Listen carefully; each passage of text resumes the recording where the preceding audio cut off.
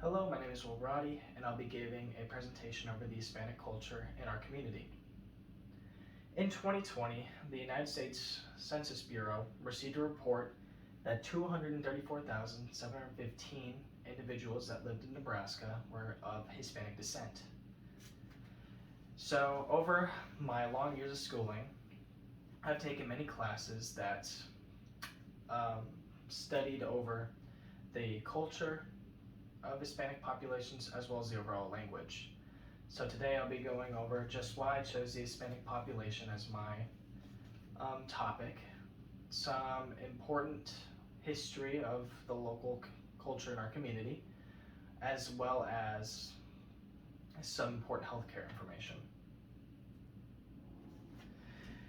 As previously stated, the education aspect was probably one of the biggest reasons why I chose this.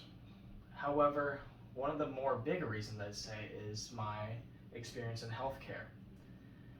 In my time, I've worked in acute rehab facilities, long-term care, hospital settings, but most notably is my time in COVID testing. As a COVID tester, I tested a lot of members of the community. However, probably one of the most prominent members were those of Hispanic descent. So it got me wondering, just how did a large population of Hispanic people come to be in Nebraska? NebraskaStudies.org reports that many of the cowboys who participated in cattle drives in the 1870s from Texas to Nebraska were of Mexican descent. And then, additionally, large numbers of Mexicans migrated to Nebraska in the 1900s to 1930s due to political and economic issues arriving from their home country. Here, they took up beet farming as well as working in packaging plants in southern Omaha.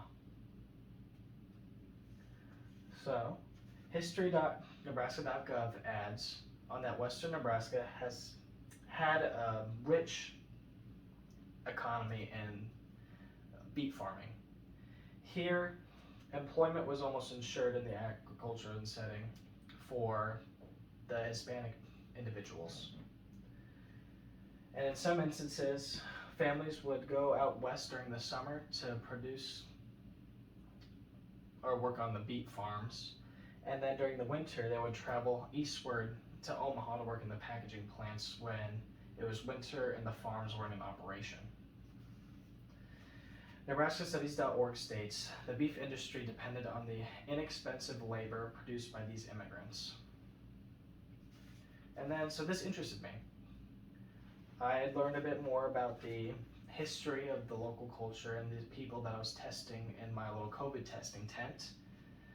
And naturally, since I was in the healthcare setting at the time, I wondered just how healthcare could have differed for this group of people. So, in further research, in 2015, the CDC reported that Hispanics have about a 50% higher death rate than whites as a result of diabetic complications. Furthermore, 24% of the Hispanic population has poorly managed blood pressure.